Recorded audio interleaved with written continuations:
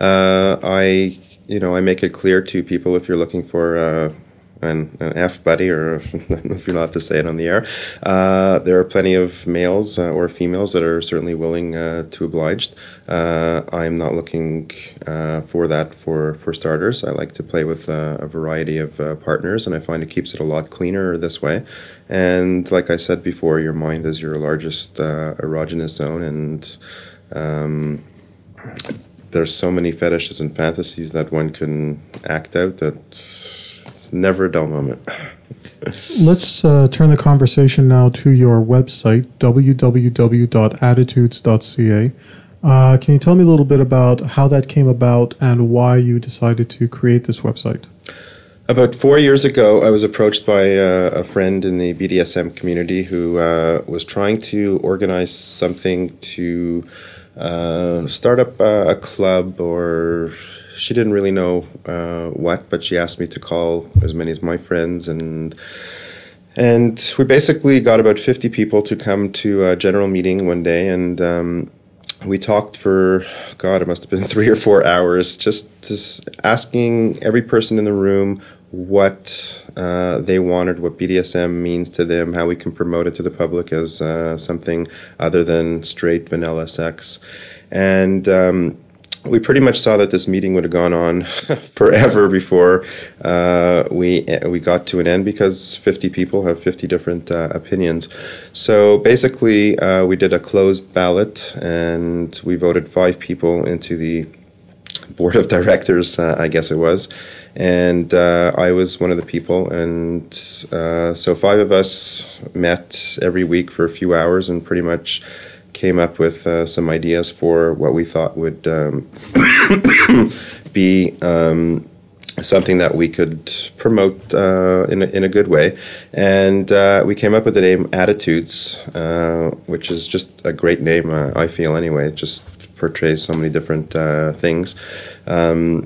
So we bought the website, and unfortunately, as it all developed, the internet really started hitting full force, and there was really no need for us to post how-to techniques and safe calls and stuff like that. And also, unfortunately, 4 of the 5 members, one moved out of town, one got a job where he was too busy, one moved on, and the other one went back to school. And, well, basically, I had the whole kit and caboodle in my hand, and I decided that it was best to link the entire city by having what I think is a pretty extensive link section to where to buy safe toys, where to find out workshops on how to do BDSM, and to link some of the clubs and places like that. And I also came up with the idea of putting on these fetish cabaret acts from pretty much anybody in the BDSM community, or anybody who has a fetish act that they would want. And they're held in public venues, so people who are new to the scene, they could just come out and watch some fun people watch some very interesting, entertaining acts, have a couple of drinks, without any fear of somebody doing something to them that they didn't want, because it's in a public place and there's a lot of people around.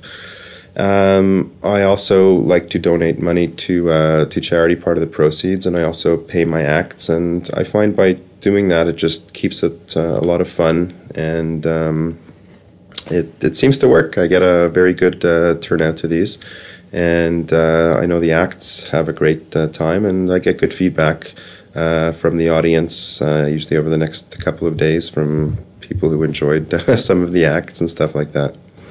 We are talking with Midnight Rider. You were telling me a little bit about the cabaret events that you put on. Can you tell us a little bit more about that? Well, the cabaret events are basically just a bunch of my friends who are exhibitionists and get up on stage and show one of their fantasies or fetishes, just to show that it's okay to be different or or whatever.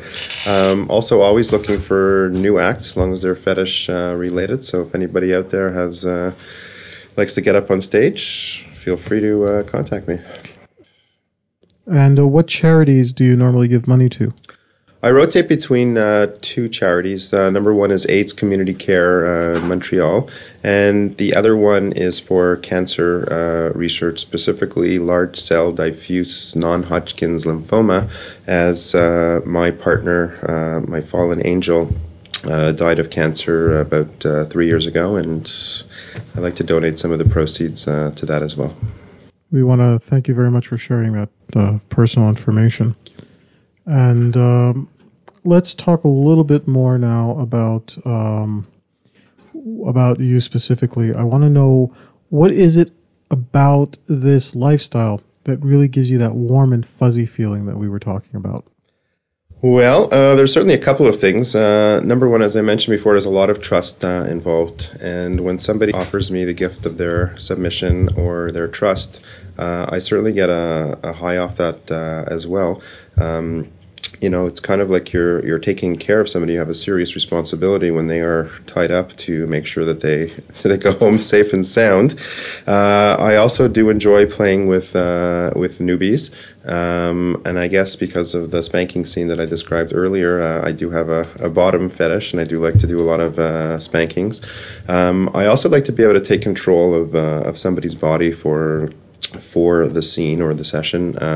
So I like to do some orgasm control to try and keep them at the peak without bringing them off the edge for as long as possible. And obviously when you're playing with a new partner, that's very difficult. You have to play with someone a few times until you learn their touch and their moves and their turn-ons. Those are pretty much the ones that do it for me. Now, you also give consultations to couples who want to get into this lifestyle. Can you walk us through a consultation? We don't have too much time left, but if you could give us just a few minutes on, take me through, if I was one of your clients and I brought my girlfriend with me or my partner with me, what exactly could I expect from you? Well, the first thing I would do is I would discuss with both of you who wants to be the top or the bottom, or the master and the submissive. There's so many different terms for it. Basically, one does the doing and the other one does the receiving. Once I find out that, then I teach the people how to do this properly. I mean, there's obviously areas of the body that are dangerous if you're going to get into pain play. I teach them how to tie somebody up properly. I teach them how to use toys. I teach them how to do sensation play. We can go through some role-playing, kidnap fantasies, schoolgirl fantasies, interrogation, different forms of touching. Massage is a very, very important part of BDSM, learning how to touch your partner, and again, the orgasm control, stuff like that, yeah. That's really great. We're about to come to the end of our interview. I would just like to take this opportunity to say thank you very much for coming by in studio. This is certainly not everybody's cup of tea, that's for sure. But, everybody, I feel, has fetishes or fantasies. And play safe, sane, and consensual. That'd be my best advice. Thank you very much, Midnight Rider. Frank Talks is sponsored in part by Everything Out of Her Mouth is a Test, a man's guide to the emotional needs of women. Ladies, do you want the man in your life to understand you on your level? Do you want your man to be able to listen to and address all of your emotional needs? Show him how much you really want your relationship to be the best it can be. Everything Out of Her Mouth is a Test makes the perfect gift. The book, written by a man, for men, is endorsed by every woman that reads it.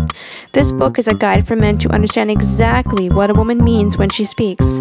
Is that worth changing your life forever?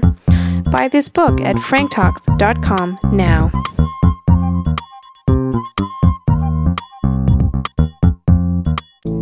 Frank Talks is sponsored in part by Multiple Women Management, the 10 secret rules of a harem master.